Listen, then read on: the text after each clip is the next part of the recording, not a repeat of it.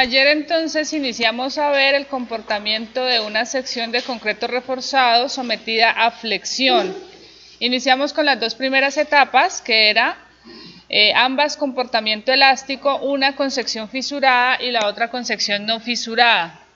Vamos a pasar hoy a ver las últimas dos etapas en donde vamos a entrar al comportamiento inelástico y finalmente vamos a hacer fallar la sección. Recuerden que el modelo que estamos analizando es esta viga simplemente apoyada, no interesa cuál sea el modelo, puede ser una viga en voladizo. Lo importante es que le estamos generando flexión al elemento.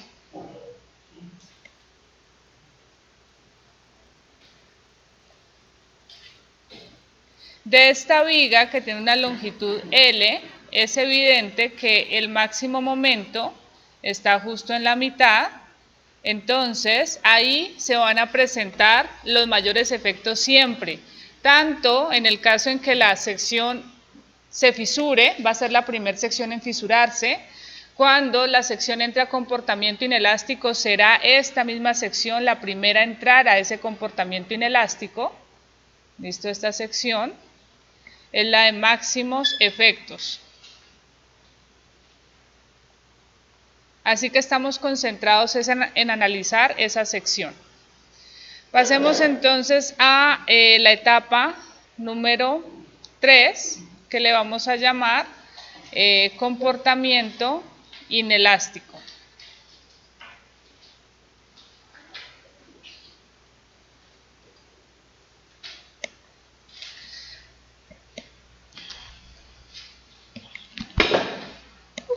Muy bien, entonces el comportamiento inelástico vendría dado por qué condición. La primera pregunta, ¿será que vale la pena decir si la sección está fisurada o no? No, hace rato se fisuró en la etapa anterior. Si ya entró al campo inelástico es porque ya está fisurada. Entonces no vamos a ver nada de fisuración, simplemente ella ya está fisurada. Así que solo es comportamiento inelástico. Recordemos cuáles son los límites del campo elástico para el caso del concreto. ¿Cuál es el límite? 0,45 F'C. Entonces, estamos con el concreto a compresión, que es el que aún está trabajando. A tracción lo perdimos hace rato. Entonces, estaríamos comparando el esfuerzo en el concreto a compresión, que en este caso, para que sea inelástico, ¿qué debe pasar? Debe ser mayor a el 45% de F'C. Si eso pasa, el concreto entró al campo inelástico, pero también puede pasar, y es o, no es que tengan que ser las dos condiciones, con que alguno de los dos materiales salga del campo elástico, decimos que la sección tiene comportamiento inelástico. Entonces, o, ¿cuál sería el caso del acero? El esfuerzo en el acero mayor a el esfuerzo de fluencia. Entonces, la primera observación es si alguno de los dos materiales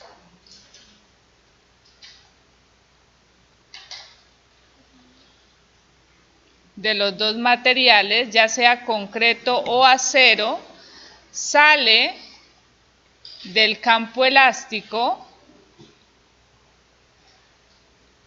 es decir, supera el límite elástico,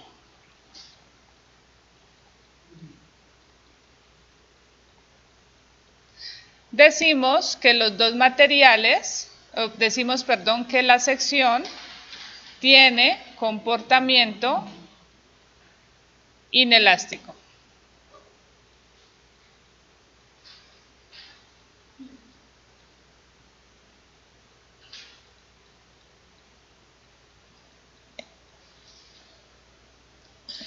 Muy bien. ¿Cómo se ubicaría el eje neutro? Recuerden, curvatura positiva. Estamos con curvatura positiva.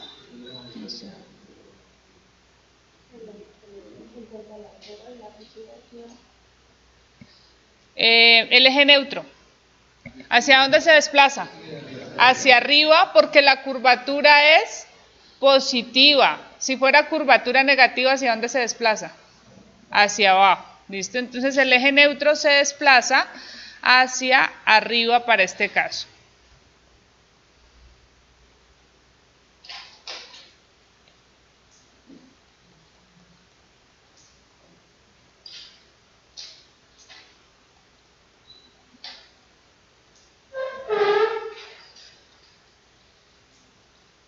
La sección está mucho más fisurada que la etapa anterior. Ya está fisurada, pero está mucho más fisurada. Como estamos en comportamiento inelástico, ¿aplica o no la ley de Hooke? Listo, entonces no se puede usar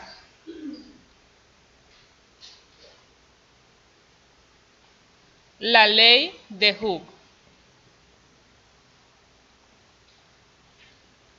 Es decir, las deformaciones y los esfuerzos no son proporcionales respecto al módulo de elasticidad.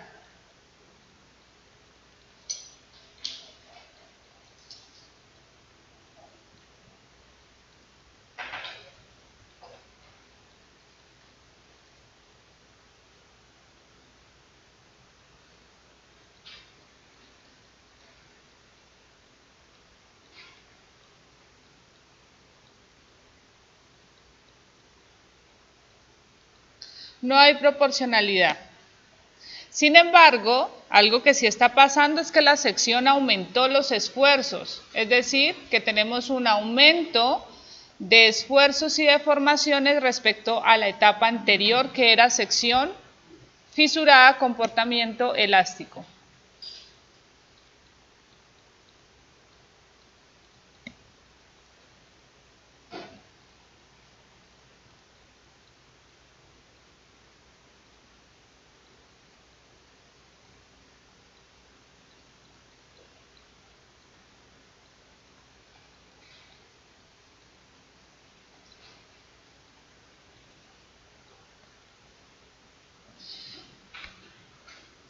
Muy bien, entonces hagamos el diagrama de esfuerzos y deformaciones para la sección que estamos analizando. Esta es la sección rectangular B por H. Dijimos, el eje neutro se desplaza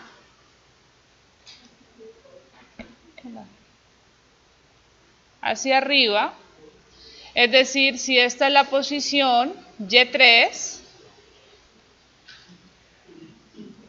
entonces tenemos que Y3 es menor que Y2, donde Y2 dijimos que era la posición del eje neutro de la etapa anterior.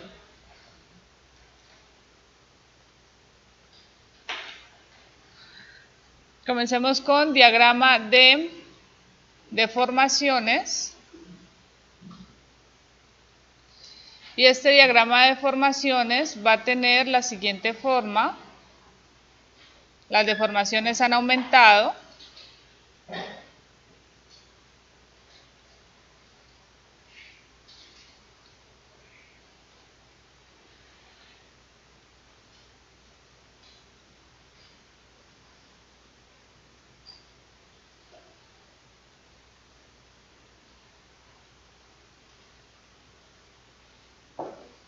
Muy bien, el único concreto que tengo es el de la parte superior, el resto está fisurado.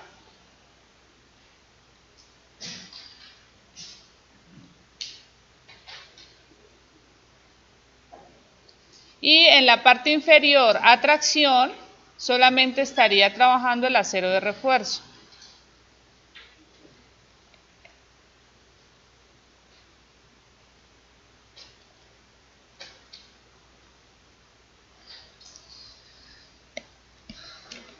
Muy bien, entonces, en la parte superior tendría la deformación del concreto a compresión de la etapa 3.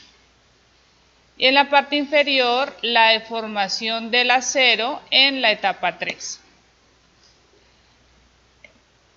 Aún en este caso, Cuando tengo comportamiento inelástico, las deformaciones siguen siendo proporcionales respecto a la posición del eje neutro. O sea, ella sigue abriéndose, curvándose respecto a un mismo ángulo. ¿Listo? Ahora, ¿qué pasa con los esfuerzos?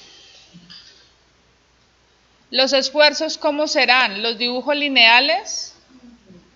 No, ya estamos en comportamiento inelástico, entonces si las deformaciones son lineales, los esfuerzos ya no son lineales.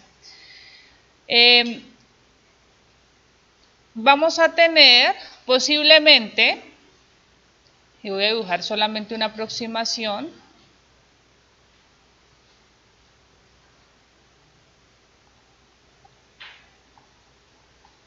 una distribución de esfuerzos en donde en la parte superior voy a tener el máximo esfuerzo, sería el esfuerzo del concreto a compresión de la etapa 3, y ya lo voy a dibujar curvo. ¿Listo? Quizás una parte de esa área de concreto no está superando el esfuerzo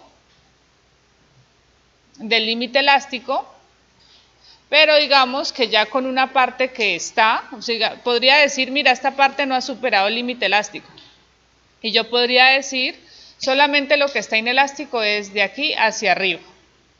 Eso se puede hacer y se hace ya en cursos más avanzados de concreto reforzado, donde se empieza a analizar fibra por fibra de la sección transversal. No lo vamos a hacer en este curso, no es el alcance, simplemente ya entró una parte en comportamiento inelástico, entonces decimos toda la sección está en comportamiento inelástico. Si yo quisiera determinar el valor de estos esfuerzos del concreto, por ejemplo, tendría que utilizar la curva constitutiva del concreto.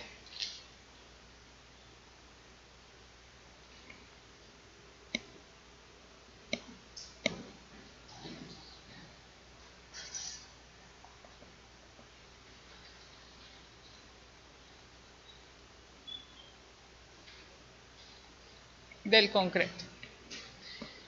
Muy bien. Ahora en el caso del acero, normalmente los dos no entran a el comportamiento inelástico al mismo tiempo. Uno de los dos entra primero. ¿Listo? Entonces, usualmente el que entra, usualmente, no siempre, depende de la sección y de la cantidad de acero que tengamos. Pero digamos que tenemos un buen diseño, entonces el que va a entrar primero al comportamiento inelástico es el concreto. ¿Listo? Así que voy a dibujar el esfuerzo en el acero F sub S 3, planteando una condición,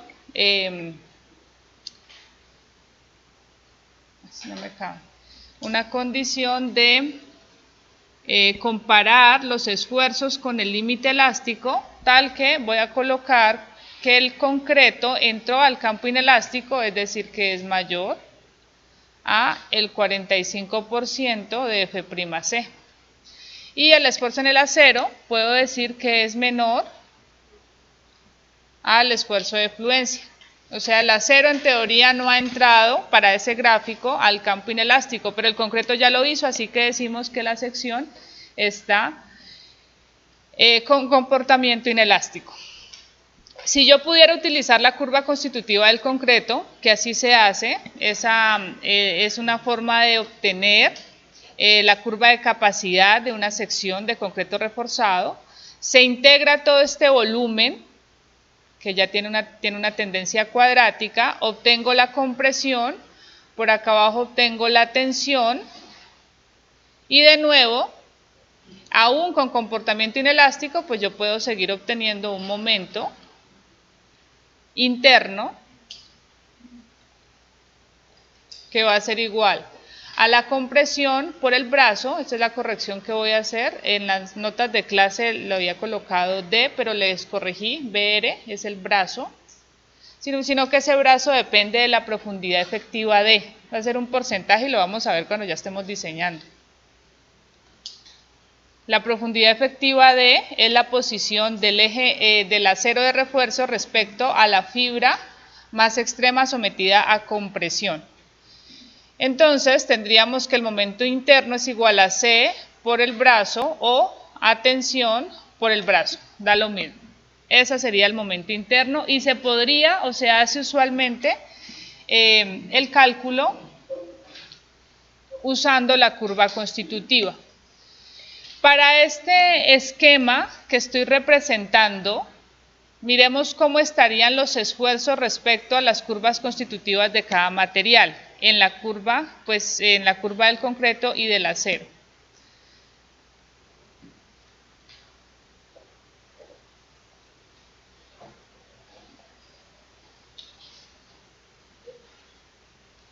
Para el caso del concreto, por aquí estaba el límite elástico, inelástico, listo. Límite elástico 45% de F'C. Entonces, ¿qué haría si yo quisiera obtener ese esfuerzo? Vengo al diagrama de deformaciones y determino cuál es la deformación en el concreto a compresión. ¿Listo? Ese diagrama de deformaciones sí siempre se va abriendo, siempre va rotando. Entonces, con esa deformación del concreto a compresión, de la etapa 3, voy a la curva constitutiva y obviamente ya entré al campo inelástico y con la curva constitutiva determino cuál es el esfuerzo del concreto en la etapa 3, mayor al límite elástico. ¿Listo? Pero miren, no lo he llevado al máximo, o sea, la sección no ha llegado a su máxima capacidad, simplemente entró al campo inelástico. Y ahora, en el caso del acero, para el gráfico que estoy representando, ¿cómo estaría? Esfuerzo en el acero y deformación en el acero. El límite elástico es el esfuerzo de fluencia, el esfuerzo yield. Entonces, ¿dónde estaría la deformación del acero? Pues en el campo elástico, porque así lo estoy representando, que es menor al esfuerzo de fluencia, así que si aquí tengo la deformación yield, esa deformación de la etapa 3 puede estar cercana, pero no lo ha superado. Sería la deformación del acero de la etapa 3 y con esto, con este dato, vengo y obtengo el esfuerzo en el acero de la etapa 3. Para este caso que estoy representando, ¿puedo calcular el esfuerzo en el acero con la ley de Hooke? Para el acero sí, para el que no puedo es para el concreto. ¿Listo? Porque el acero está en la parte elástica aún. Sin embargo, pues si no lo puedo hacer para los dos, no puedo calcular los esfuerzos totales, entonces tampoco me sirve. O sea, aquí no podemos calcular esfuerzos con la teoría que nosotros manejamos. Hay que elaborar esta curva constitutiva y con ella sí se pueden obtener los esfuerzos en el concreto que ya entró al campo inelástico. ¿Listo? Entonces, a pesar de tener que en el acero en teoría sí podría para la condición que estoy calculando, vamos a concluir que no se pueden calcular todos los esfuerzos en los materiales usando la ley de Hooke.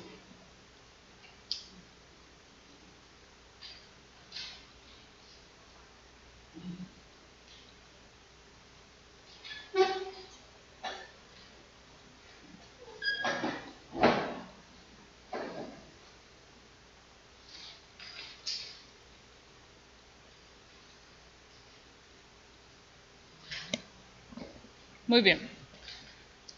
Con eso entramos a la siguiente etapa, que es la etapa de falla, cuarta etapa, falla o rotura de la sección.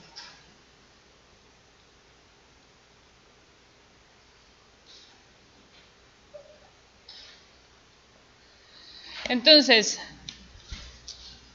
si estamos en la falla, y volvamos a ver las curvas de capacidad de los materiales,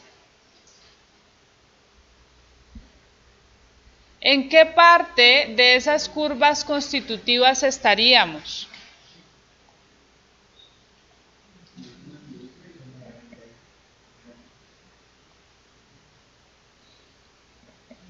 Se me fue algo más. ¿Cómo? Sí. Muy bien. Entonces, aquí tenemos que empezar a ver ya cómo podría fallar la sección. Yo les decía en la clase pasada que hablamos de si la falla es por el acero o por el concreto, pero es un concepto, porque al final siempre el que falla es el concreto. ¿Listo? El acero tiene mucho por trabajar. En la clase pasada dijimos que íbamos a comparar la deformación última del concreto simple, que era igual a 0.003, con la deformación Gill, que es 0.0021, porque son comparables. Entonces, en la teoría, ¿qué es lo que uno dice? Si el concreto llega a esta deformación, pues ya estamos en punto de falla. ¿Listo? Aunque ya les mostré que no es del todo cierto si hay estribos, porque los estribos permiten aumentar esa deformación. Pero vamos a diseñar con los datos del concreto simple, o sea, siempre vamos a mantener esta deformación de 0.003. Si el concreto llega a ese punto, ya falló. ¿Qué otra cosa puede pasar? Que el acero llegue a la deformación de fluencia. Entonces, una forma es en la que uno dice, el acero llegó a la fluencia, pero el concreto no ha fallado.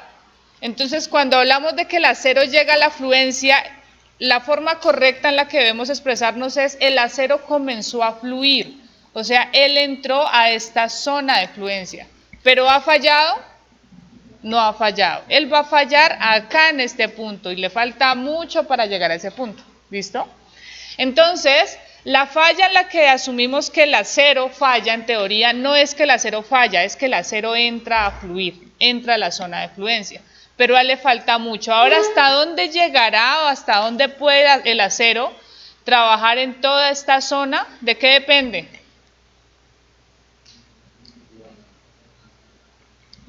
Bueno, asociado a la utilidad, de forma más concreta diríamos, depende de qué tanto aguante el concreto mientras él entra a su zona de fluencia. ¿Listo?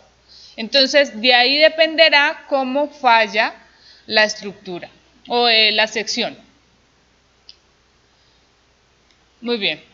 Recordemos y no perdamos de vista que estamos analizando la sección crítica. Con que falle la sección crítica ya no tenemos elemento que verificar. Falló. ¿Listo? Así otras secciones tengan menos esfuerzos que esa sección. En este caso, de esta viga simplemente apoyada,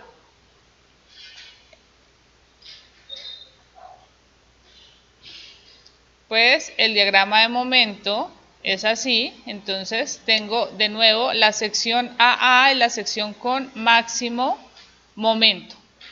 En esa sección donde el momento es máximo, de nuevo, es donde va a ocurrir la falla de la sección y por ende de la viga. En la sección de máximo momento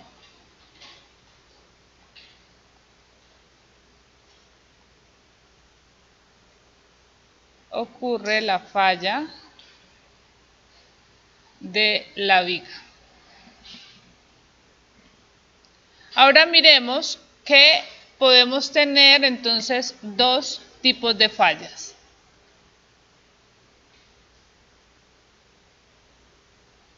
Se pueden presentar dos tipos de fallas.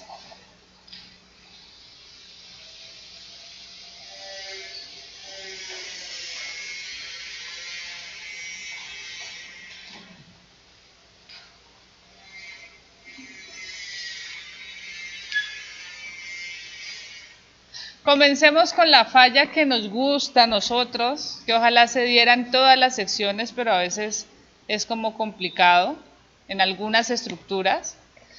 Es una falla por tracción.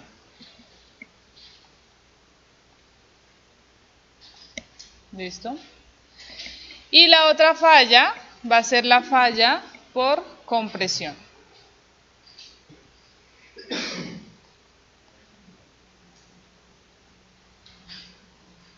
En resumen, ¿cuál es la diferencia entre las dos? Miren, el nombre de la falla está asociado a qué material trabaja mejor con ese efecto. ¿Qué trabaja mejor con la tracción?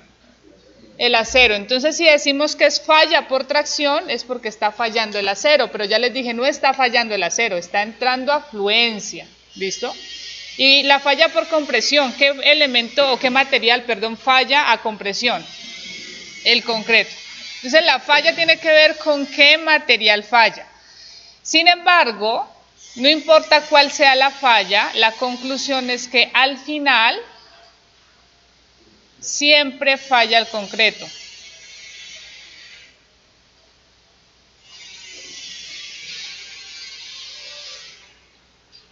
Es algo que tenemos que tener claro. Comencemos entonces con la falla por tracción.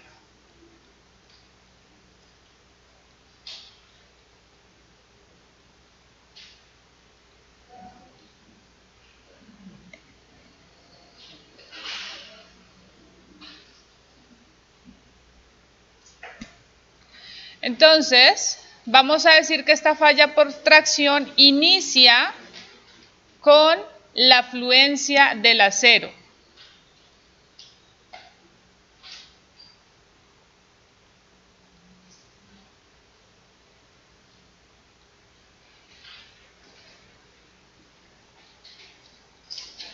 Inicia con la fluencia del acero.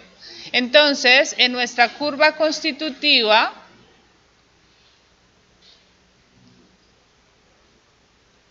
del acero,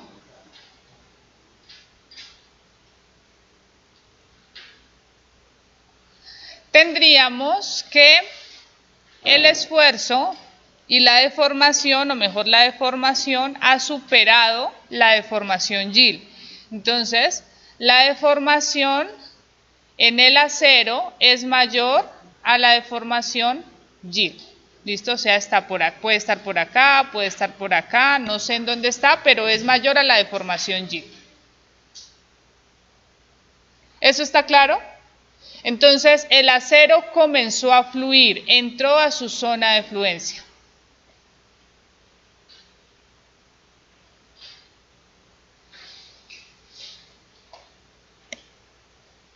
Muy bien. ¿Qué pasa con el concreto? Pues en el concreto también van a ir aumentando los esfuerzos y las deformaciones.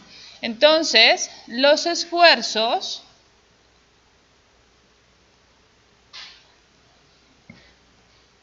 a compresión en el concreto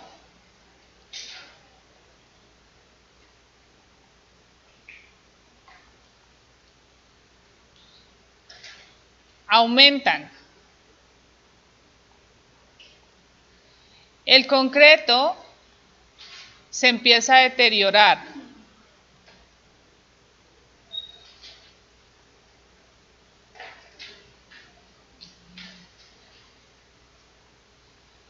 Hasta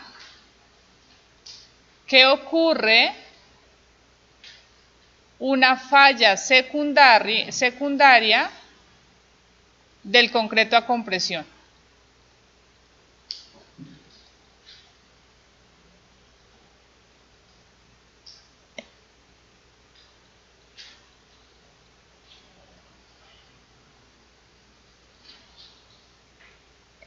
Listo, entonces el acero comenzó a fluir, pero en el concreto también vamos a tener aumento de esfuerzos.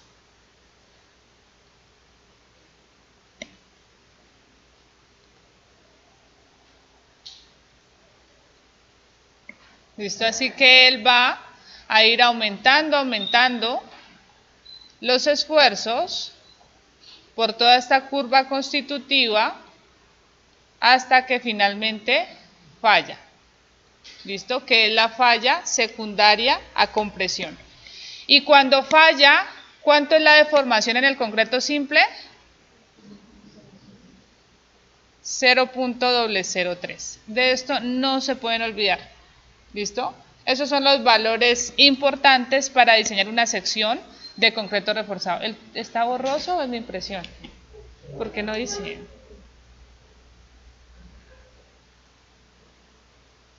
Ay, yo no sé. ¿Ahí?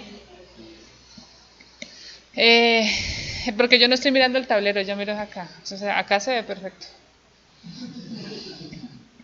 Y la deformación en el acero 0.021. ¿Listo? Esos son los valores que debemos siempre tener presentes. Muy bien. Ahora vamos a describir cómo es esta falla. Entonces, el acero cuando empieza a fluir es que él comienza a estirarse, lo que veíamos en el comportamiento del acero. O sea, fluir es que él se deforma mucho, pero no falla, ¿listo? Empieza a disipar la energía a través de deformaciones inelásticas. O sea que las deformaciones son grandes. Entonces, ¿qué vamos a ver en esta falla? Atracción, una falla o un deterioro del elemento. Usted ve cómo se fisura, cómo se agrieta, pero no se rompe. O sea, puedes ver ese proceso de deterioro. Así que esta falla se puede clasificar como una falla dúctil.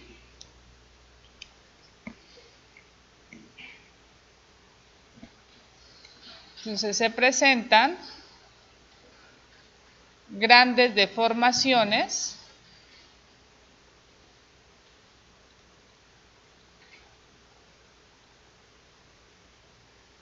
en el elemento a flexión.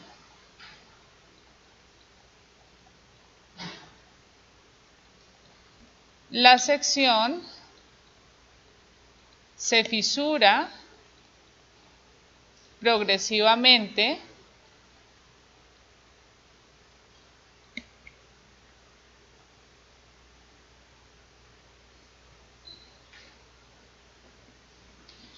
las fisuras se agrandan haciéndose más visibles.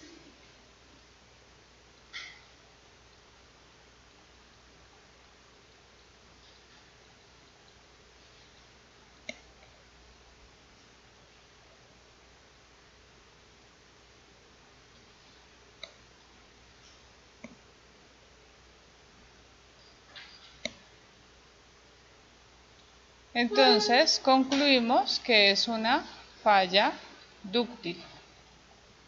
Cuando hablamos de una falla dúctil es que usted al visualizar cómo se deteriora el elemento, pues la falla le da aviso, no es una falla sorpresiva, no es una falla repentina. Entonces es una falla que da aviso.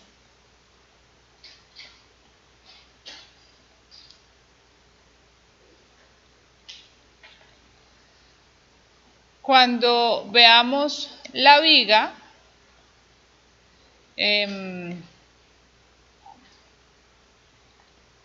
sometida a una prueba de flexión y ella falla, se va a ver una deformación excesiva de la viga, de flexión. O sea, son visibles, grandes deformaciones.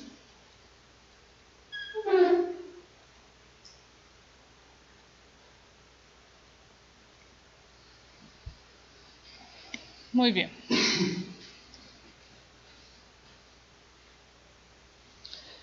Miremos entonces cómo quedaría el esquema de deformaciones de la falla atracción. Diagrama de esfuerzos y deformaciones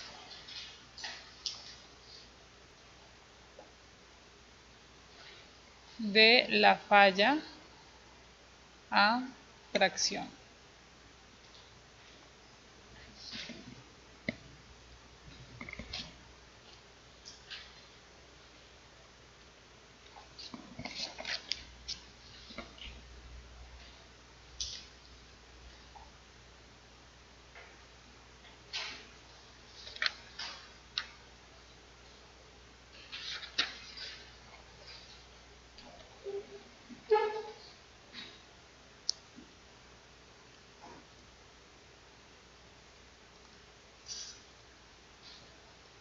El eje neutro, ¿cómo está?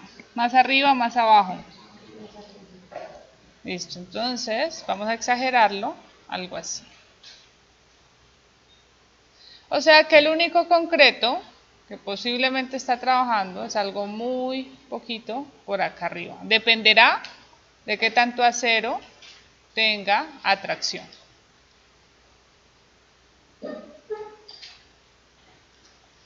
La sección ya tiene una deformación excesiva, las deformaciones son grandes en esta condición.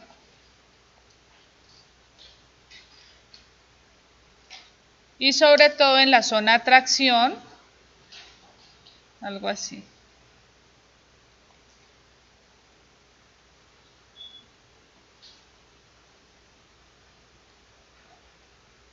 Tendría esta condición. Esta es la curvatura, cómo ella se abre, ρ. Y tengo dos deformaciones importantes que con la curva constitutiva que acabamos de obtener ustedes ya me deberían decir cuáles son los valores. Aquí tengo una deformación en el acero y por acá una deformación en el concreto a compresión. ¿A qué sería igual la deformación en el concreto a compresión?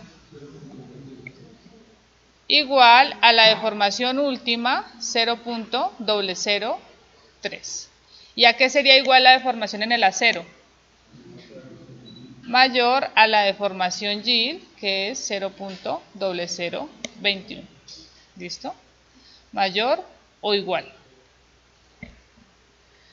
Ese sería el diagrama de deformaciones. El diagrama de esfuerzos lo voy a graficar, pero no va a ser el que vamos a usar al final cuando evaluemos la capacidad máxima, pero solamente para que quede representado.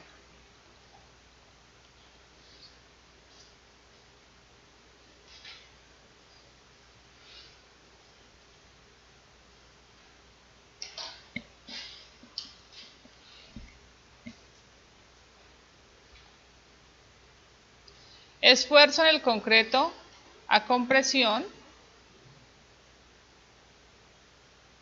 Y este diagrama totalmente curvo y sigue la tendencia de la curva constitutiva del concreto.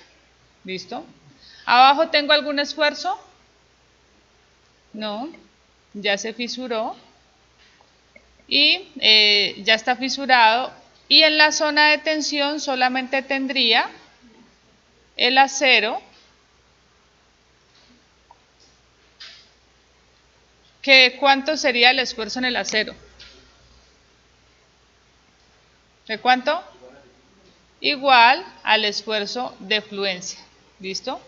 Y aquí hay algo también que podemos ver con la curva constitutiva, que bien podríamos decir es mayor que el esfuerzo de fluencia. Porque si estamos por acá, en estos puntos de acá, pues el esfuerzo es mayor. ¿Listo?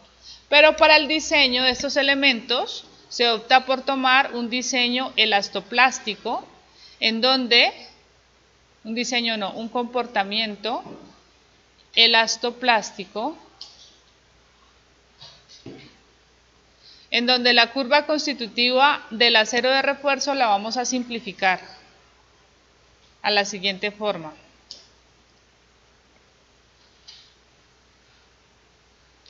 Llega el esfuerzo de fluencia y permanece constante. ¿Listo? O sea, es como que despreciamos quizás ese endurecimiento que hay acá y la recuperación. Se hace más utilizar esa curva constitutiva, la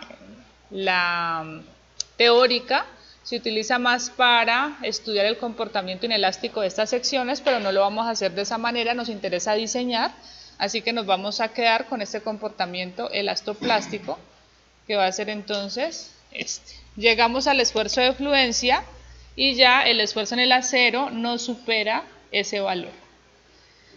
¿Está claro? Miremos entonces qué condiciones se deben presentar para que se genere una falla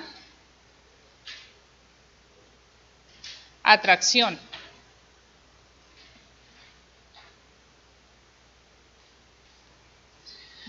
Para que el acero entre a fluir, ¿qué cantidad de acero será que tiene que tener la sección? ¿Poquita o mucho acero? Poco acero, ¿listo? Si le colocamos mucho acero, pues esto no sube acá a fluencia. ¿Listo? Entonces, una sección que falla por tracción tiene una cantidad mínima de acero, de refuerzo. La sección tiene poco acero de refuerzo.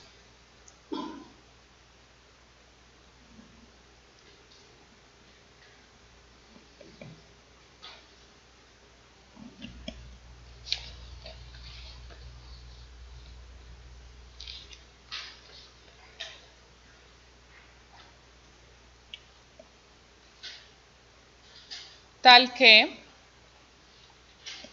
garantice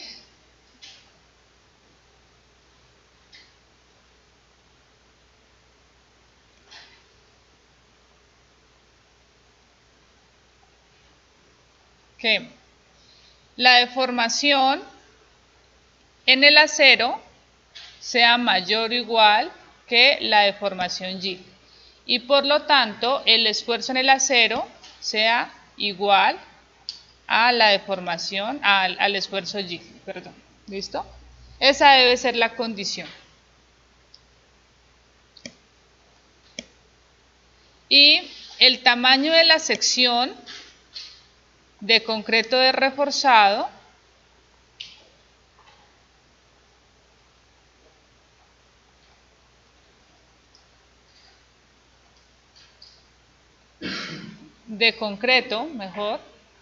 debe ser tal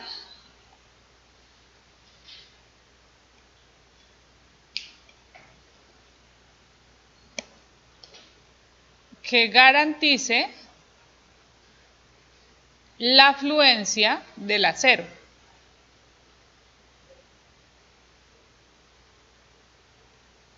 Si la sección es muy pequeña, pues recuerden que se tiene que balancear con presión igual a tensión, y si es muy pequeña la sección, pues falla antes que el acero entre a fluencia. Entonces la sección tiene que ser también pues proporcional a las solicitaciones.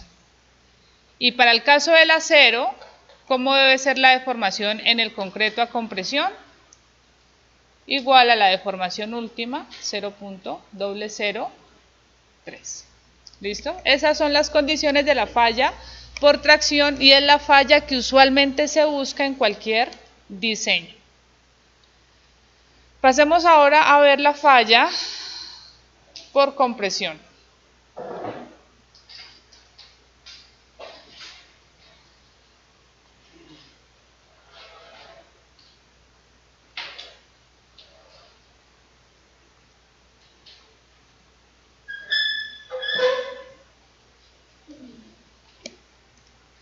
¿Cómo será la falla por compresión?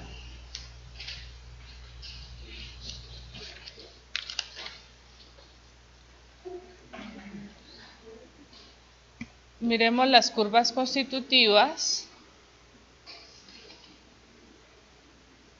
de los materiales, esfuerzo en el concreto, deformación en el concreto. Esfuerzo en el acero y deformación en el acero.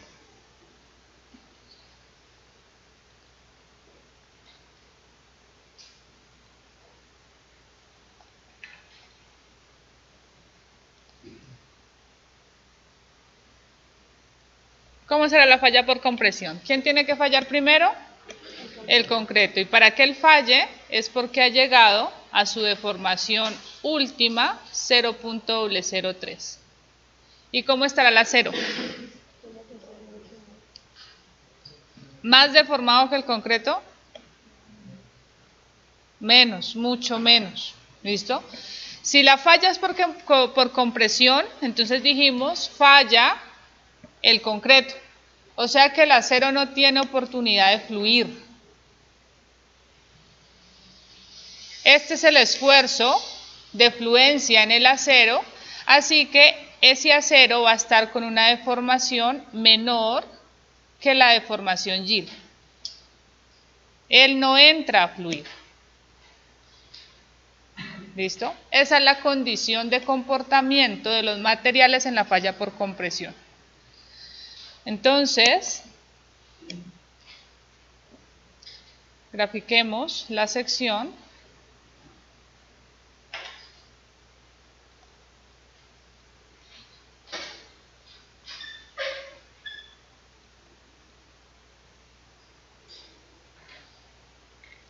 Grafiquemos primero las deformaciones unitarias. El eje neutro está igual desplazado hacia arriba. ¿Listo? Estamos en condición de falla.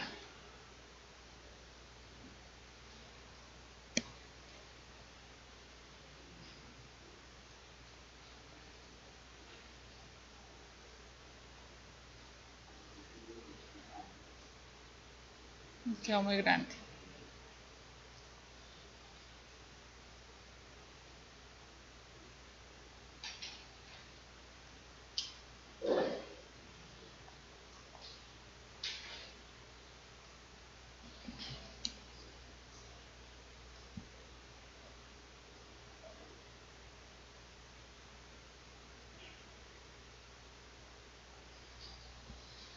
Muy bien, entonces tengo el concreto a compresión.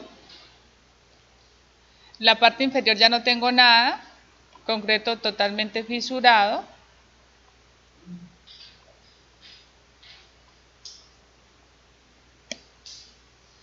Muy bien. La deformación en el concreto, dijimos, es igual. Deformación en el concreto igual a 0.003, igual a la deformación última.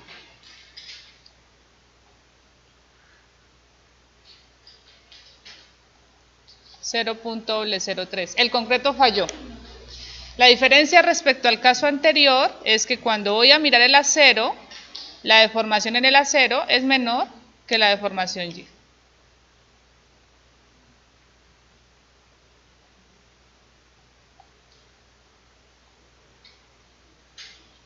¿Listo? Diagrama de esfuerzos. El concreto con una distribución no lineal. Ay, qué ojeo.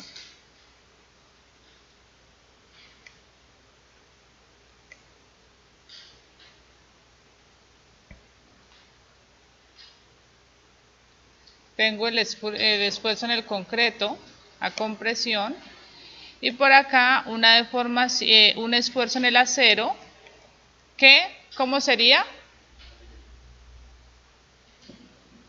Respecto al esfuerzo de fluencia menor al esfuerzo de fluencia. Se puede calcular con la ley de Hooke. O sea que ese esfuerzo en el acero, si conozco la deformación en el acero, sería igual al módulo de elasticidad del acero por la deformación en el acero. ¿Listo? Entonces lo puedo calcular usando la ley de Hooke.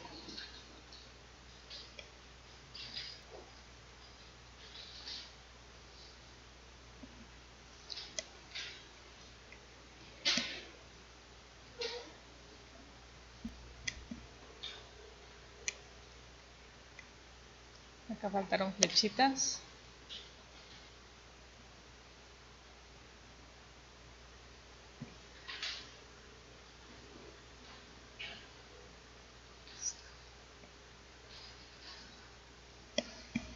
Muy bien, entonces miremos las condiciones de esta falla.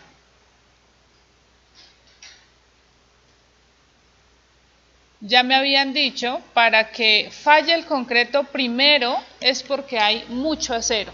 Tanto acero que él no supera su esfuerzo de fluencia, no puede fluir. Entonces, la sección tiene mucho acero. Tal que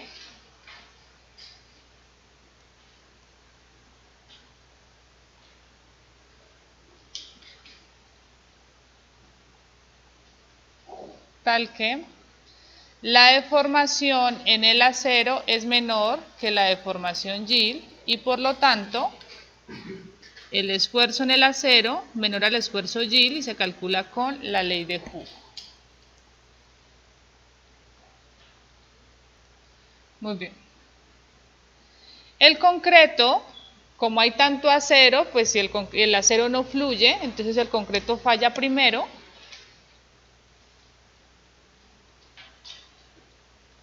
A diferencia de la falla anterior, que el concreto era una falla secundaria, acá el concreto falla primero.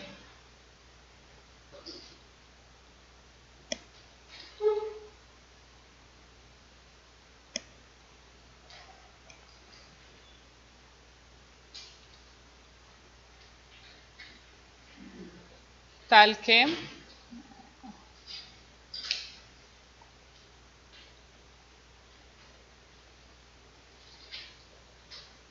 que la deformación en el concreto a compresión es igual a la deformación última igual a 0.003. ¿Está claro para todos las diferencias entre los dos tipos de falla?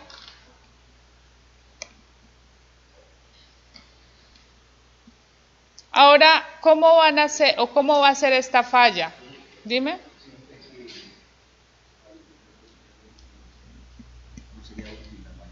Sí, si el concreto falla primero, la falla es explosiva, o sea, él se va a reventar, así como vieron en la prueba de materiales. Así falla, listo, explosivo. En cambio, la falla tracción es dúctil, tú vas viendo cómo se fisura, vas viendo la viga cómo se deflecta. Acá tú ves que la viga no se mueve, cuando de repente estalla. Esa es una falla a compresión. Entonces, es una falla frágil que no da aviso. Es una falla explosiva.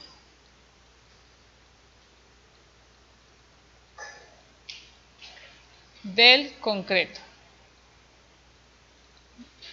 Como es esa falla explosiva, pues es una falla que no es deseable. Usted no quiere que en un diseño, pues su estructura falle así, de forma explosiva. Es mejor que dé aviso, se vaya deteriorando poco a poco y quizás en ese deterioro ya lo que va haciendo es desplazarse, pero queda con el acero expuesto y no colapsa. En cambio, la falla por compresión sí es una falla que lleva al colapso pues completo del elemento.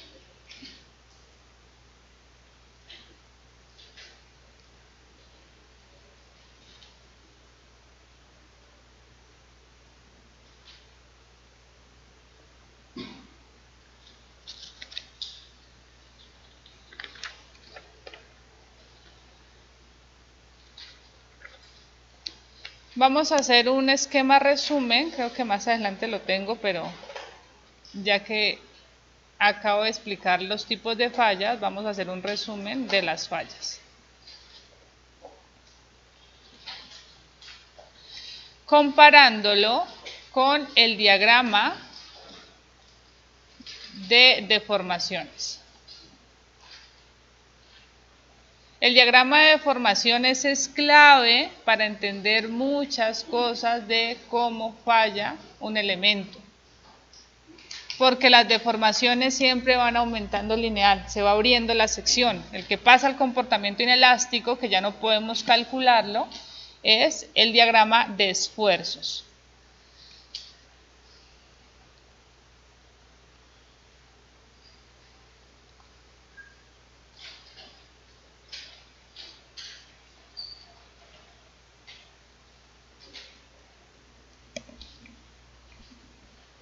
Muy bien. Recordemos profundidad efectiva, la posición del eje neutro. Entonces, D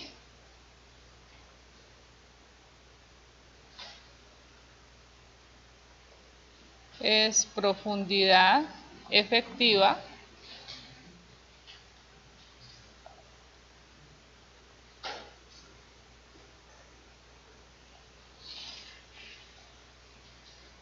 asociada con la posición del eje neutro, dije, ¿no? Del acero de refuerzo. Posición del acero. Para esa sección voy a presentar 3 posibles condiciones de falla. 3 posibles no, por ahora 2. Ya después la extendemos a la tercera condición de falla.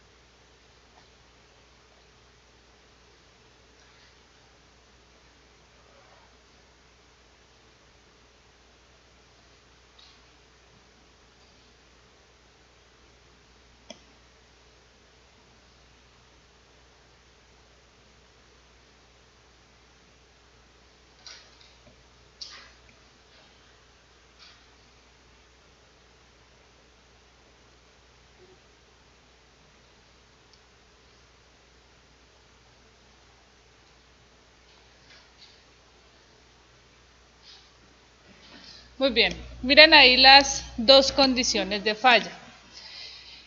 El acero está abajo, o sea que el concreto que va a fallar está en la parte superior, es una falla por curvatura positiva. La línea azul y la línea zapote están arrancando desde el mismo punto. ¿Por qué? Porque el concreto falla siempre en cualquier tipo de falla en 0.003. Entonces, la deformación en el concreto va a ser igual, dejémosla aquí ya, la deformación última siempre va a ser igual a 0.003 en el concreto, siempre. Ahora, ¿cuál es la falla con presión? ¿La zapote o la azul?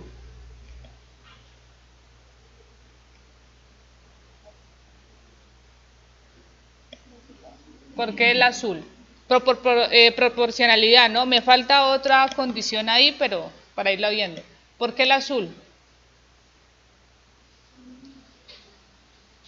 Porque la deformación en el acero es menor. O sea que probablemente no ha superado el esfuerzo de fluencia, o sea, no entró a fluir.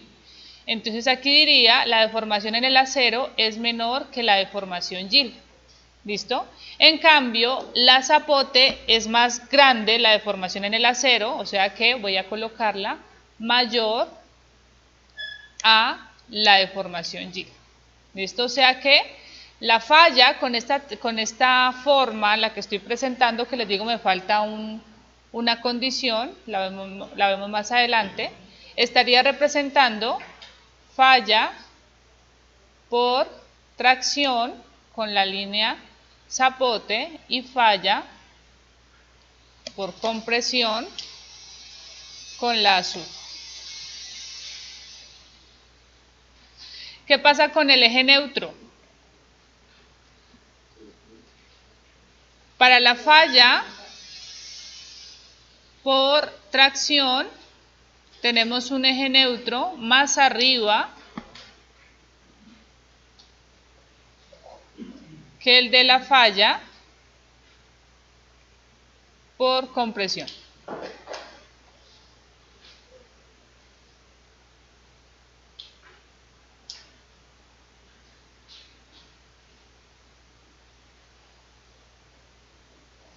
¿Listo? ¿Sí? ¿Lo vemos todo? Muy bien, entonces con ese diagrama yo puedo aplicar o puedo estar hablando siempre de compatibilidad de deformaciones. Esa compatibilidad de deformaciones es lo mismo que proporcionalidad. esos triángulos semejantes que ustedes vieron por allá en cursos anteriores. Entonces, cuando hablemos de compatibilidad de deformaciones, yo puedo decir en cualquiera de los dos tipos de falla, por ejemplo, que la deformación en el concreto es proporcional a la posición del eje neutro, ¿verdad? Ese es un triangulito, el de arriba. Como la deformación en el acero es proporcional a D, que es la posición del acero, o sea, a esta altura, llamemos a esto Y', como como la deformación en el acero es a Y', que sería D menos Y trazo. ¿Sí? ¿Listo? Esa es compatibilidad de deformaciones, una relación de triángulos.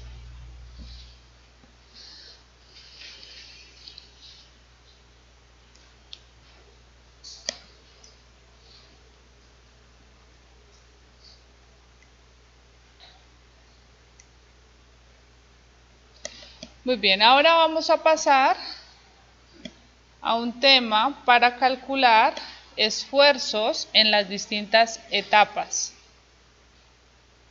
Dime.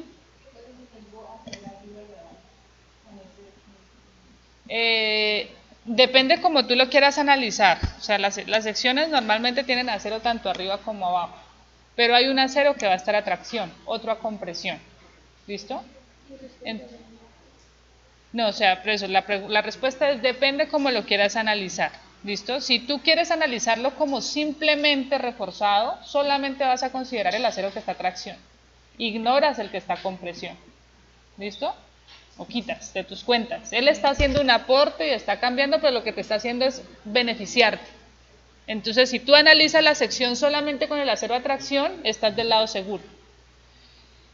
Habrá la necesidad, y eso lo vamos a ver más adelante, en que tengas que hablar de sección doblemente reforzada, o sea que tienes acero tanto arriba como abajo. Si la curvatura es positiva, el acero que está arriba estaría trabajando a compresión.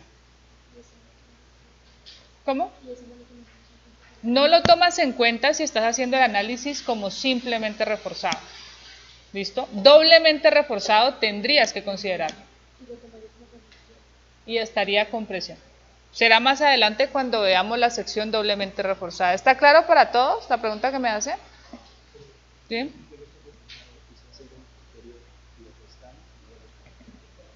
No.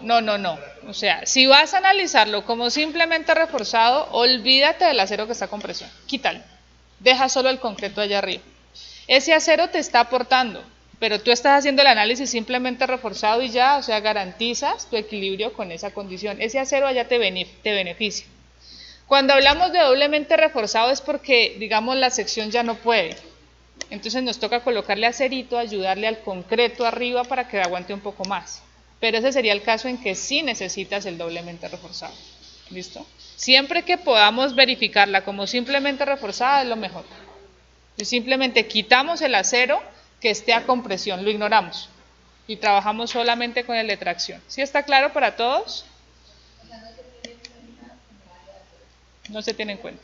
Para simplemente reforzar. Si te dicen doblemente reforzada, sí la considero.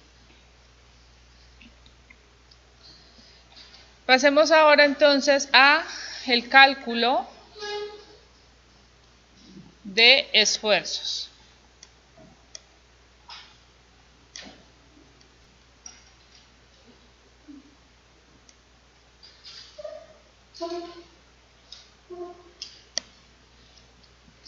Vamos a calcular esfuerzos en qué etapas.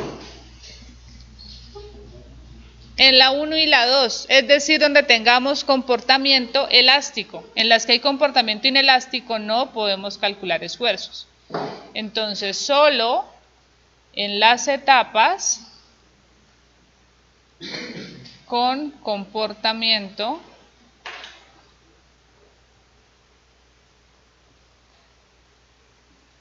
elástico.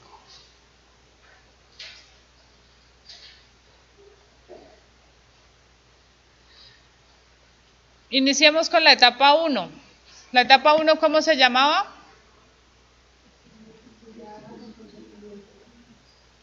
Comportamiento elástico, sección no fisurada.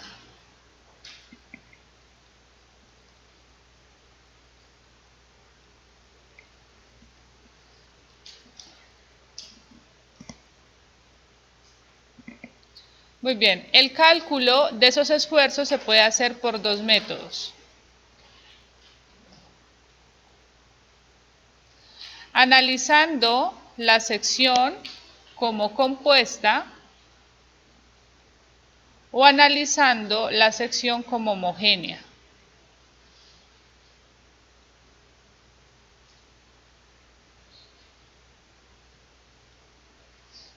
¿Cuál es la diferencia entre esos dos métodos? Cuando es compuesta, vamos a estar diferenciando siempre el concreto del acero. ¿Listo? Entonces, es una sección de concreto y acero.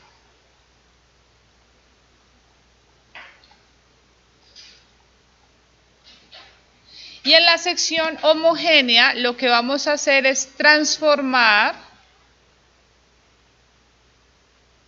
el acero en un área equivalente de concreto.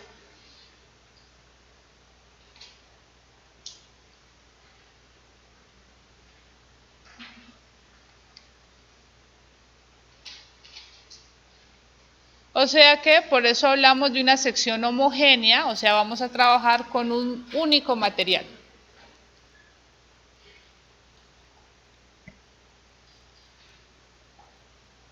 En la sección compuesta vamos a trabajar con dos materiales. Cualquiera de los dos métodos nos tiene que dar no resultados exactamente iguales, pero sí muy similares. Dependerá pues de cómo lo entendamos, más que todo, cuál entendamos mejor. Hay uno que es mucho más fácil de aplicarlo para una etapa específica.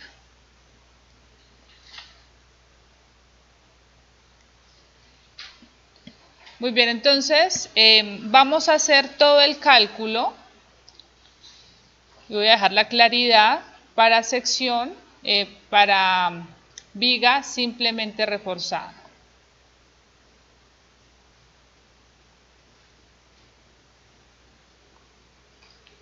El alcance lo voy a dejar aquí.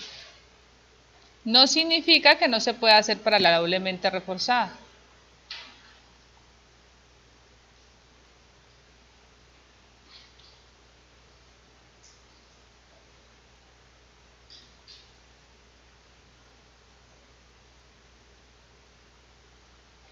Me explico.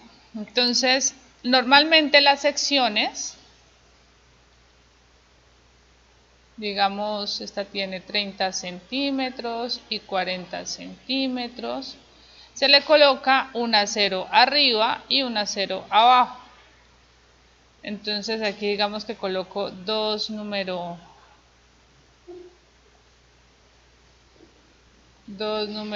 4 y aquí 2 número 5. ¿Listo? Entonces, esa sección, si ustedes las ven así, pues parece doblemente reforzada, ¿no? Hay acero arriba y abajo. Pero lo que yo les digo es siempre que estemos hablando y que se les diga haga el análisis como simplemente reforzada, pues depende en dónde está la tracción.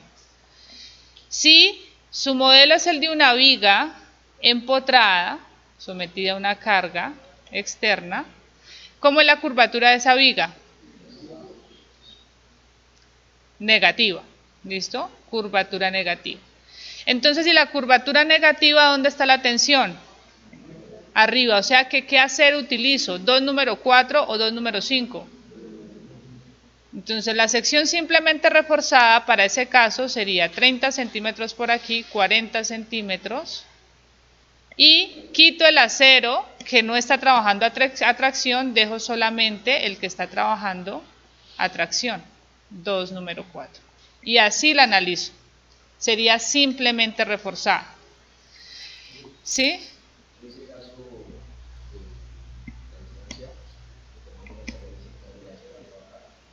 ¿De? La distancia de siempre va a ser desde la fibra compresión hasta la posición del acero. Entonces acá está la compresión siempre de donde está la compresión.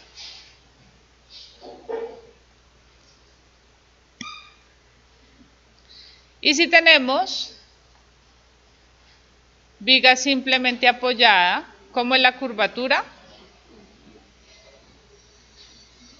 Positiva. Entonces, ¿qué acero tomaría? 2, número 5.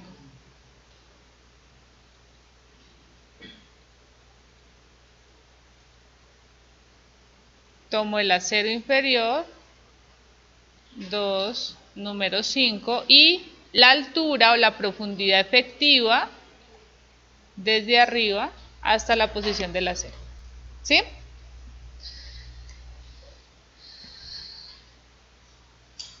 Entonces, lo que les digo es, no es que no se puede hacer, lo que vamos a hacer no es que no se puede hacer para doblemente reforzada, se puede hacer. Si entendemos bien, pero no nos vamos a complicar con doblemente reforzada, entendamos primero simplemente reforzada y van a ver que para doblemente reforzada se extiende un pasito más y ya, eso es todo. Entonces, ya les dije que era la primera etapa, ¿verdad? Recordemos el diagrama de esfuerzos y deformaciones de esta primera etapa.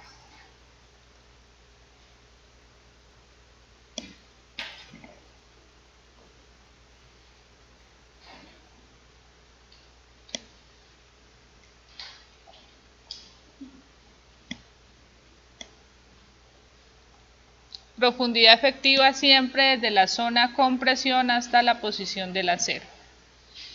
Sección no fisurada. ¿Cómo está el eje neutro? Hacia abajo o hacia arriba de la mitad de la sección. Hacia abajo. ¿Por qué está hacia abajo? Porque no se ha fisurado y tenemos toda esta área de concreto trabajando.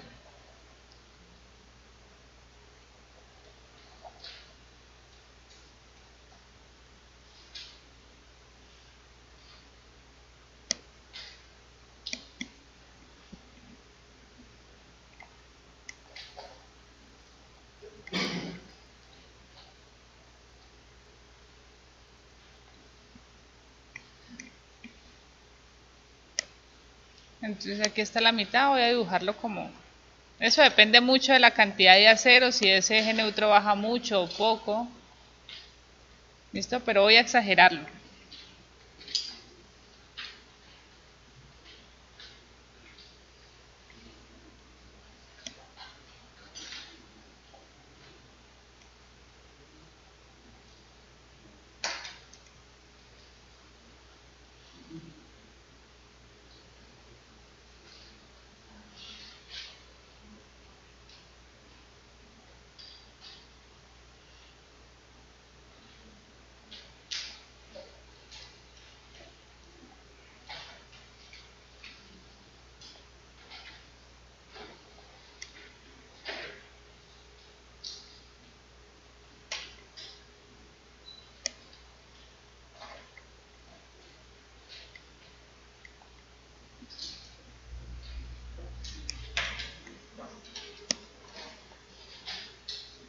Le habíamos llamado a este Y sub 1, ¿no?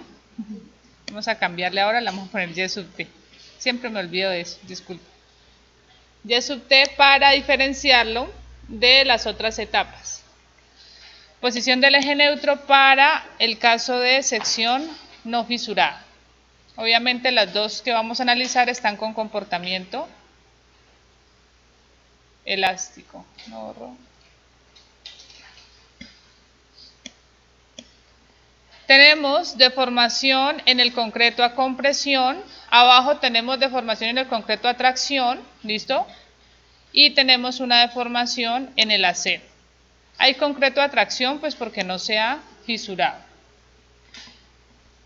Diagrama de esfuerzos proporcional al diagrama de deformaciones, o sea que si el diagrama de deformaciones es lineal, pues este también es lineal.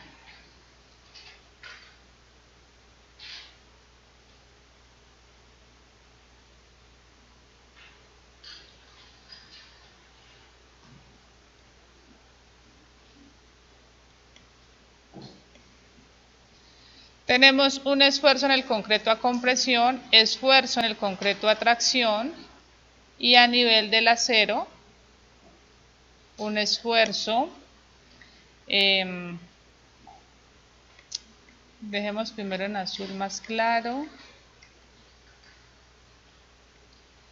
Esfuerzo en el concreto a nivel del acero y tengo un esfuerzo en el acero. ¿Listo? Hay concreto abajo en la zona de tracción. ¿Cuáles serían las condiciones respecto a los esfuerzos? ¿Cómo es el esfuerzo en el concreto a compresión para esta primera etapa?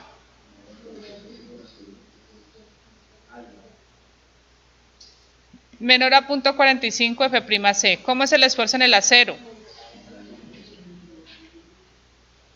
¿Y cómo es el esfuerzo en el concreto a tracción? Menor al módulo de rotura. ¿Listo? Esas eran las condiciones que vimos para la sección no fisurada. Bueno, entonces aquí ubiquemos Y sub T, la vamos a llamar desde ahora en adelante. Posición del eje neutro.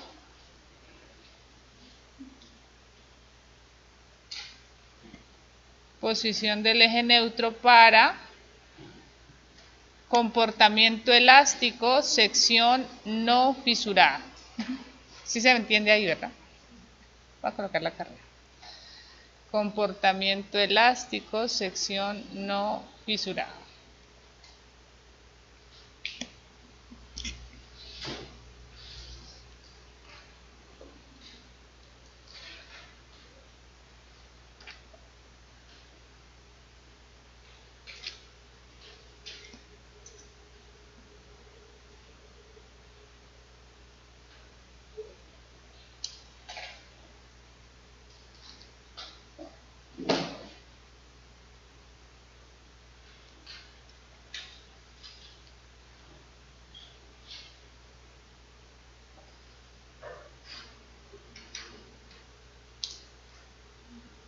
Muy bien, el tratamiento que vamos a hacer, o el objetivo primero, va a ser calcular los esfuerzos.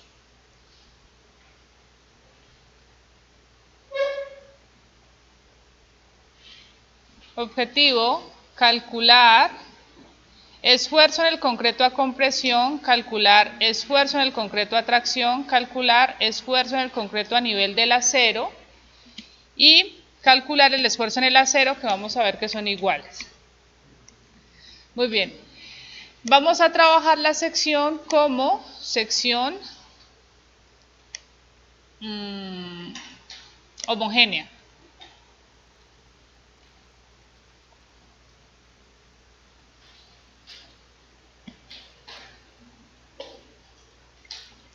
Método, sección homogénea. Entonces recuerden, sección homogénea es transformar el acero en área equivalente de concreto y trabajar con un solo material.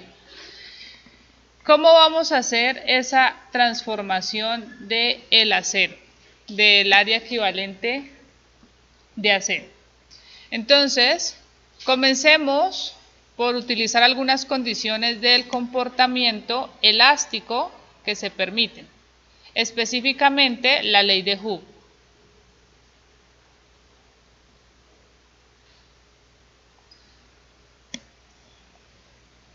Con la ley de Hooke tenemos que para el caso del acero, el esfuerzo en el acero es igual a ¿qué?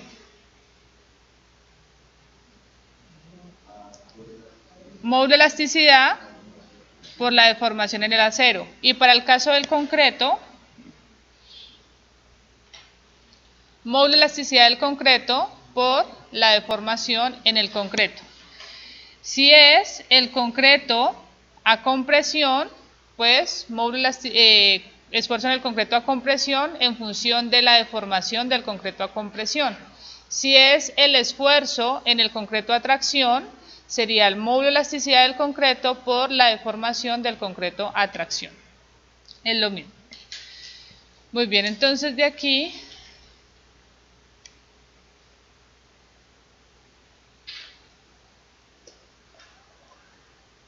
de esta primera parte vamos a despejar la deformación en el acero, que sería igual al esfuerzo en el acero sobre el módulo de elasticidad del acero, y la deformación en el concreto, que sería igual a el esfuerzo en el concreto a compresión sobre el módulo de elasticidad del concreto, y asimismo para el concreto a tracción.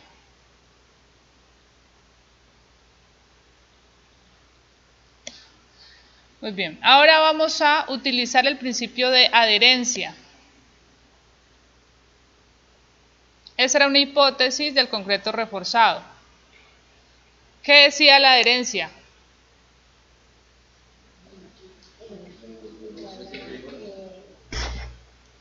¿Qué? La deformación en, no me digan en los, ¿qué? En el concreto, a nivel del acero, es igual a la deformación en el acero. Ese es el principio de adherencia. Entonces, con ese principio de adherencia, yo puedo yo le puse, siempre le he estado colocando es subte aquí. Me falta la deformación en el acero, ya, está aquí.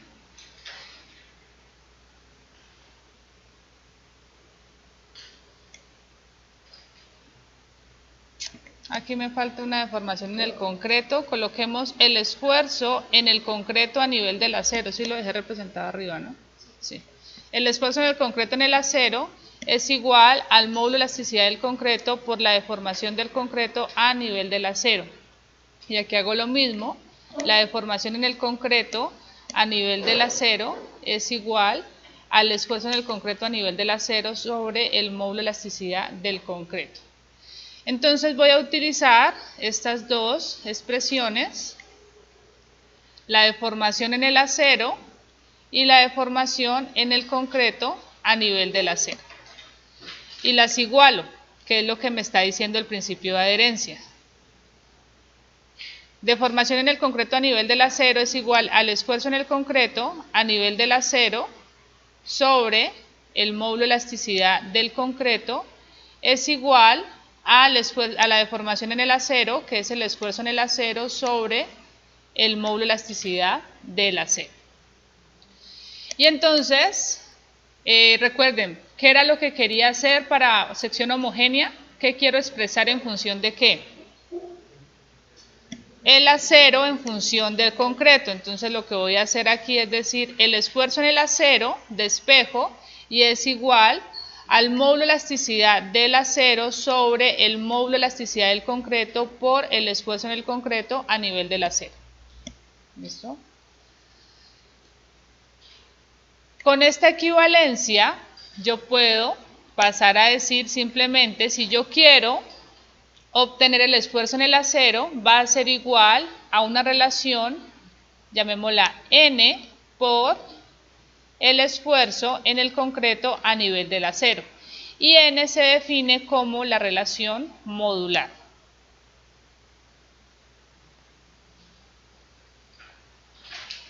Que va a ser igual a relacionar los módulos de elasticidad.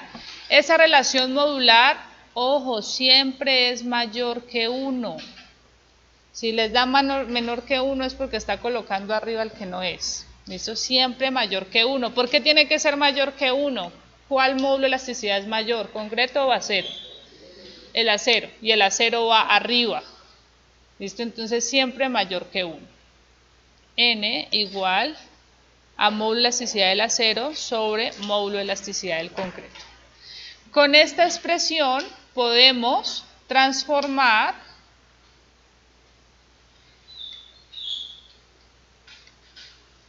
el acero en área equivalente de concreto.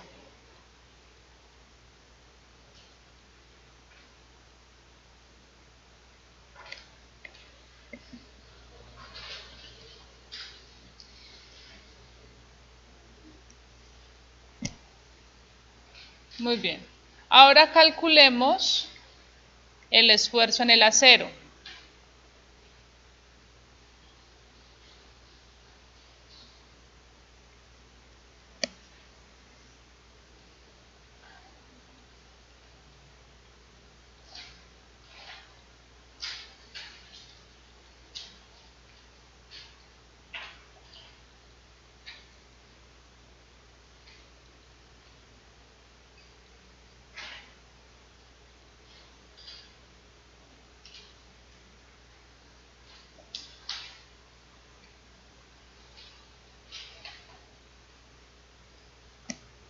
Esta es la sección B por H. Y por aquí tengo una barrita de acero. Entonces la voy a proyectar.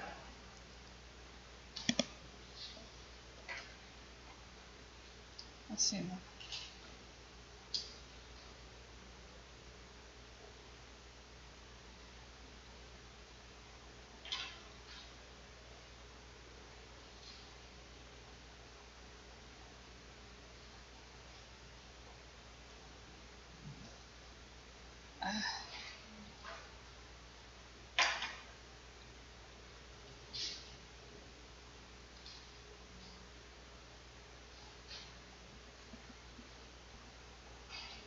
Esta es el área de acero, ¿listo? Así que en esa área de acero hay un esfuerzo.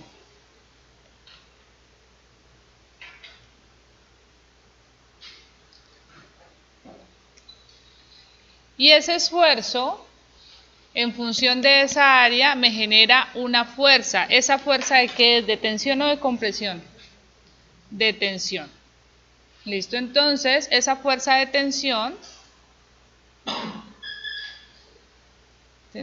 en el acero, ¿a qué sería igual? Pues recordemos que el esfuerzo en el acero es un esfuerzo axial, que sería la tensión sobre el área de acero. Por lo tanto, la tensión sería el esfuerzo en el acero por el área de acero. ¿Listo? Pero el esfuerzo en el acero, ¿a qué era igual?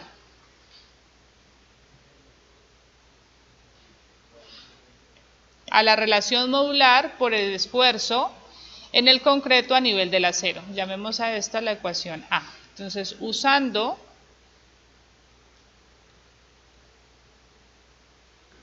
A, tenemos que la tensión es igual al esfuerzo en el concreto a nivel del acero, que sería N por esfuerzo en el concreto a nivel del acero por el área de acero. ¿Listo?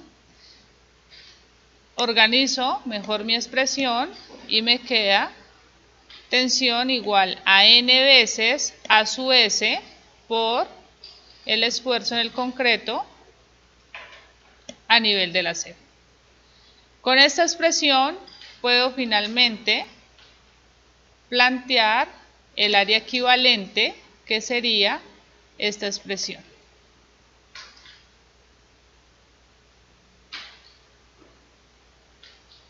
Si quiero pasar el área de acero a un área equivalente en concreto, lo único que tengo que hacer es multiplicarlo por la relación modular. Eso se pone borroso acá rato. ¿No? Antes yo estoy viendo borroso.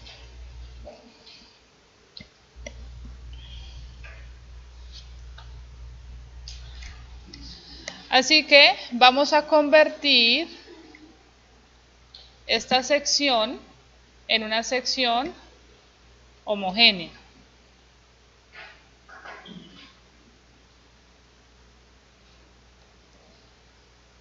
Así como la estoy representando en este primer esquema, esta sería una sección compuesta. Es compuesta porque estoy viendo dos materiales, acero y refuerzo.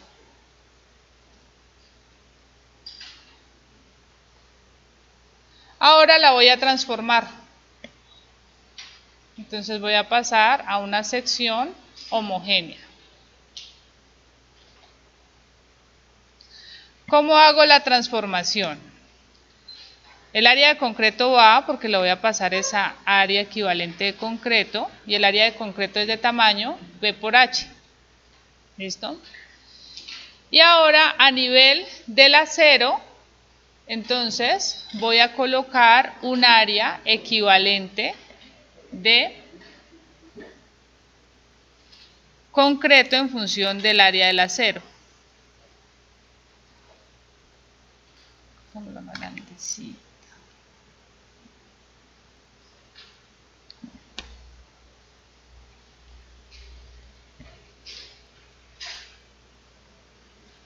En el mismo nivel, ¿listo? En el mismo nivel donde está el acero. ¿Y cómo queda mi sección homogénea? Pues todo esto que estoy rellenando es concreto. Este es el concreto real que tiene la sección. Y acá tendría el área equivalente para el acero. Entonces el concreto real es de tamaño B por H y esta área que estoy colocando adicional, ¿a cuánto equivale?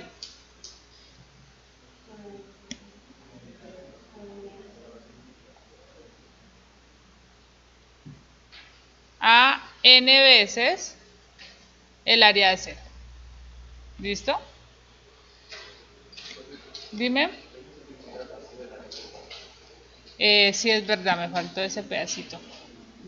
Como le quité un huequito, o sea, el área de acero está ocupando un espacio. A ver si me deja borrar un pedacito. Eso. Como el área de acero está ocupando este espacio, voy a poner más grande, entonces aquí dibujo ese vacío. ¿Listo? Así que no puedo dejar ese vacío, ¿verdad? Tengo que rellenarlo. Y esta es un área a su vez, ¿verdad? Entonces, rellenemos el vacío. Y no voy a volver a dibujar la sección, voy a copiarla.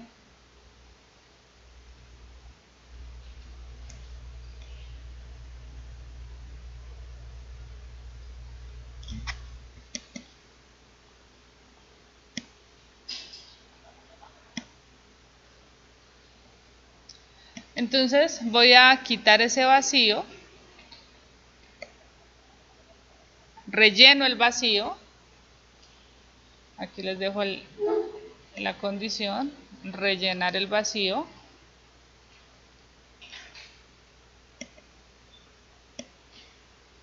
Y me quedaría entonces el área equivalente que sería n a su s menos a su s, que es el área que tuve que rellenar. Simplificamos esta expresión y me queda entonces n menos 1 por a su s.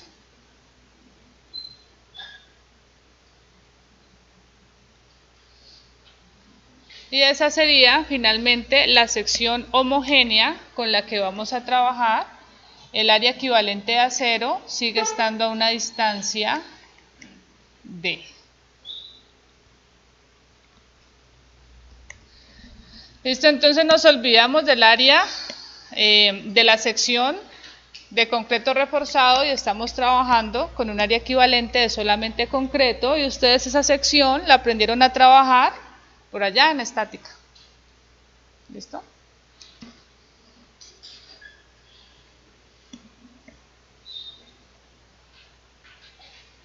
Me voy a llevar esta sección abajo. ¿Están pintando?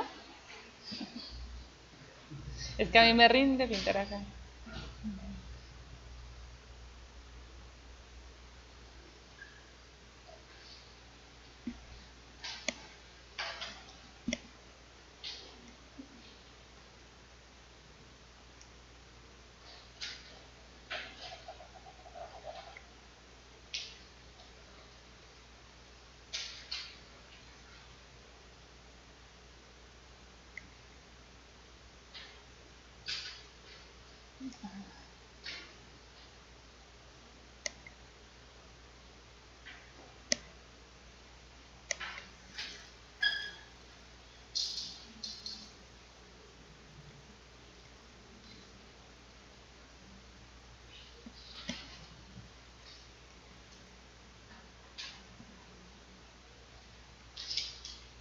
Muy bien, con esa sección transversal, ¿qué es lo que vamos a hacer?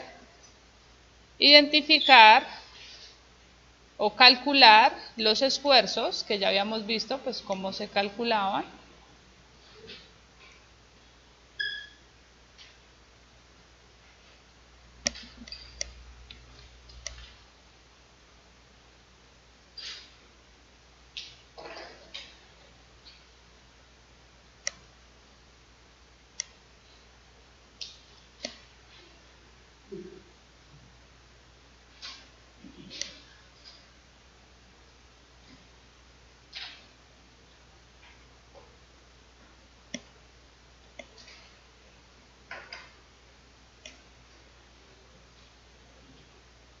Esfuerzo en el concreto a nivel del acero, esfuerzo en el concreto a tracción, esfuerzo en el concreto a compresión. Todos esos esfuerzos requiero calcularlos y para eso necesito la posición del eje neutro, que hasta el momento desconozco.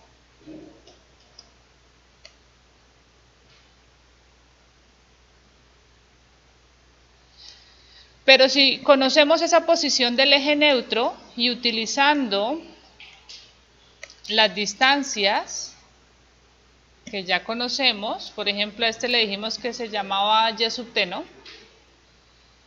Esta de aquí sería igual a ¿cuánto?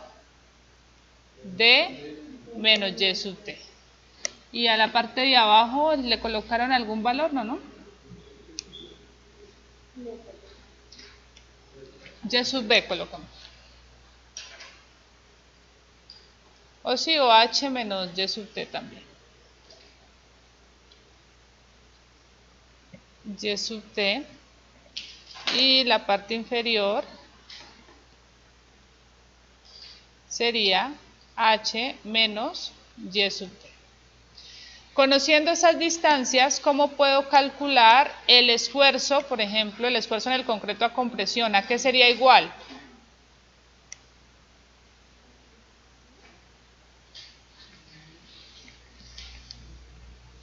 Esta es una distribución de esfuerzos normales. ¿Los esfuerzos normales con qué fuerza externa están relacionados?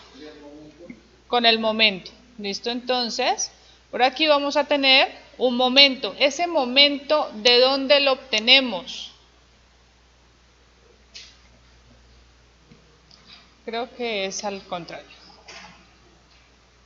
¿De dónde calculamos ese momento?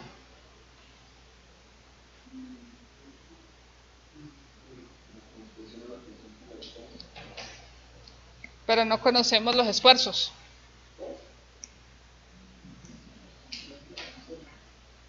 Recuerden que estamos calculando esfuerzos. Si usted está calculando esfuerzos es porque su viga está sometida a un efecto. ¿Qué genera ese efecto? ¿Qué cargas? Externas. Así que aquí estaríamos utilizando el momento externo. ¿Listo? El momento debido a cargas externas. Si usted calcula esfuerzos es por eso, porque hay algo externo que le está generando esos efectos. Momento externo, momento debido a cargas externas. Muy bien, entonces ese momento es un dato para este curso, pues no un dato que yo se los voy a dar, ustedes lo pueden calcular, ¿no? ¿Lo pueden calcular? Sí, si la viga está simplemente apoyada y vamos a analizar la sección con máximo momento, pues sería en la mitad. Si es un voladizo, pues en el apoyo. Si ya tiene varios apoyos, pues ya habrá que ver en qué secciones que quiere calcular el esfuerzo. O sea, la sección o el punto donde quiere calcular esfuerzos tiene que estar definido con base en el modelo de análisis del elemento. Aquí estamos analizando una sección del elemento. Muy bien, entonces, si este es un dato, es conocido, ¿cómo calcularíamos el esfuerzo en el concreto a compresión?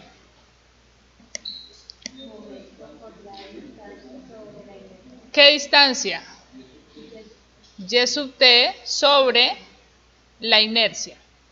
A esta inercia, a ver cómo le llamé acá, creo que solo le puse I, sí. Dejémosla sobre I. el esfuerzo en el concreto a tracción, ¿a qué es igual? Momento externo por, ¿cuál sería la distancia? H menos YT sobre la inercia. Ahí. ¿Qué condiciones? Bueno, aquí ya estoy hablando de cómo calcularlas. O sea, cuando las calculemos tendrían que cumplirse esas condiciones. ¿Vale? Voy a colocarla incluso acá abajo para que no me quede tan amontonado.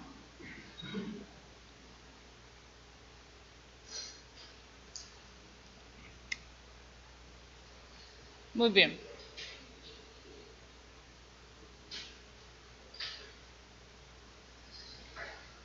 ¿A qué sería igual el esfuerzo en el acero?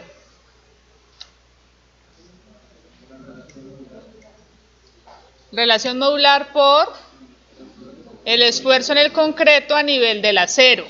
¿Listo? Entonces yo puedo calcular el esfuerzo en el concreto a nivel del acero. ¿A qué sería igual? Momento externo por, ¿cuál sería la distancia para el esfuerzo en el concreto a nivel del acero? D menos Y sub T sobre la inercia. ¿Listo? Y si conozco este esfuerzo en el concreto a nivel del acero, entonces el esfuerzo en el acero, ¿a qué es igual? Al módulo, a la relación modular por el esfuerzo en el concreto a nivel del acero. ¿Listo? Muy bien, así que conociendo estos esfuerzos, ahora sí podemos finalmente concluir, cuando tengamos valores, las condiciones de sección no fisurada, comportamiento inelástico. ¿Cómo tiene que ser el esfuerzo en el concreto a compresión? ¿Cómo tiene que ser igual el esfuerzo en el concreto a tracción? ¿Y cómo tiene que ser el esfuerzo en el acero? ¿Listo? Fácil, ¿no? Ahora, de este cálculo, creo que lo del momento externo me hice entender de dónde sale, ¿verdad? Y sub t, lo demás lo conocemos. ¿Qué pasa con la inercia? ¿Qué inercia toman?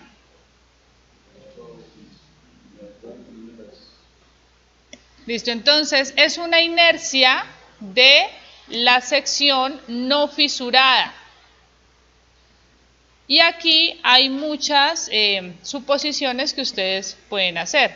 Depende del libro que consulten. ¿Listo? Si la sección no está fisurada, y es esta sección de concreto reforzado,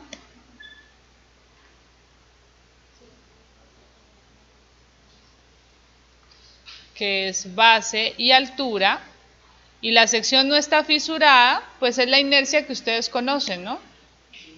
Base por altura al cubo sobre 12.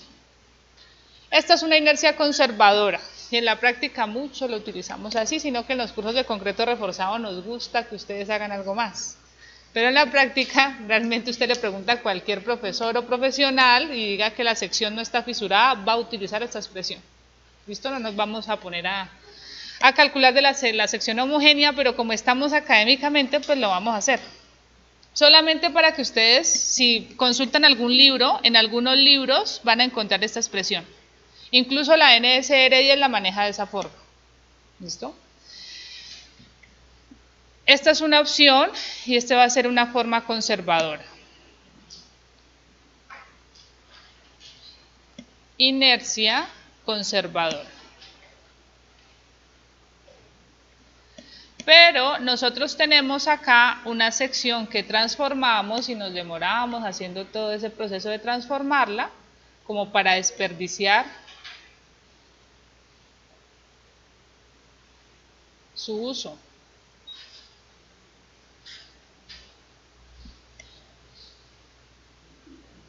Entonces tenemos una sección que ¿cómo va a ser la inercia de esta sección homogénea o transformada respecto a la conservadora? ¿Cómo será?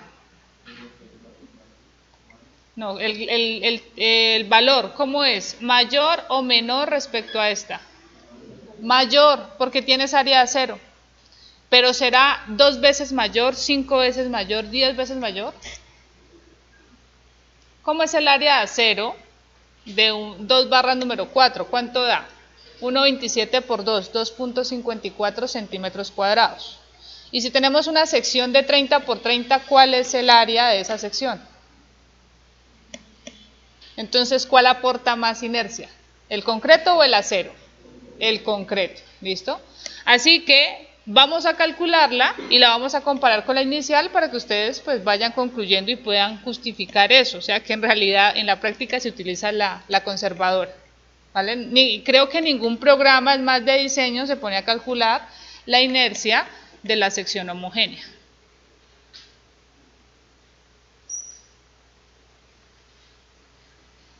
Entonces esta sería sección homogénea.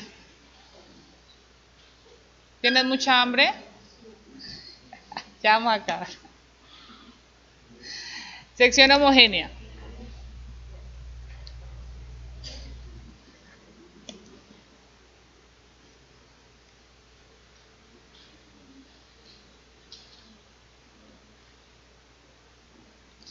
Aquí tengo y sub t. A esta parte inferior le dijimos que era ¿cuánto? H menos y sub t, ¿no? Listo. Muy bien. La inercia se tiene que calcular respecto al eje neutro.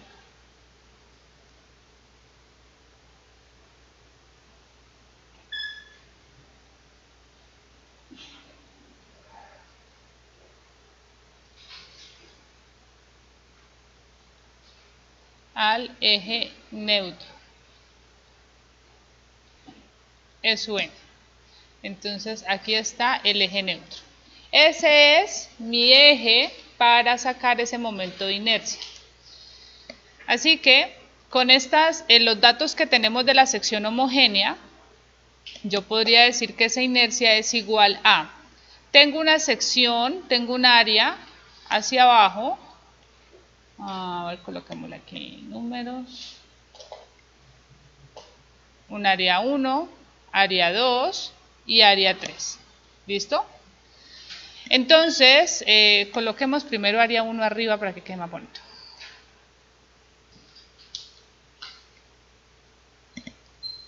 Área 1, 2 y 3. El área 1, ¿cuál sería su momento de inercia respecto al eje neutro? ¿Listo? ¿Recuerdan el teorema de cómo se llama ese señor? ¿Lo recordamos? Listo. ¿Cómo es? La inercia propia más el área por la distancia desde su centroide hasta el eje donde quiero sacar la inercia. Cuando tengo una sección rectangular, ustedes pueden demostrar que esa inercia respecto al eje neutro es base por altura al cubo sobre 3. ¿Listo? Se puede llegar a esa condición cuando es la sección rectangular. Entonces la base sería B de esa sección 1 por la altura que sería y sub t al cubo sobre 3. Esa sería el área 1.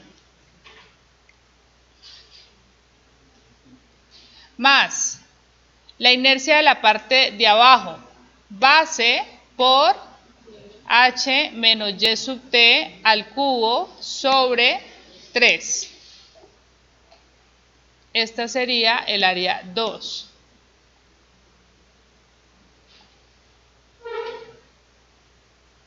Y me queda el área ¿de quién?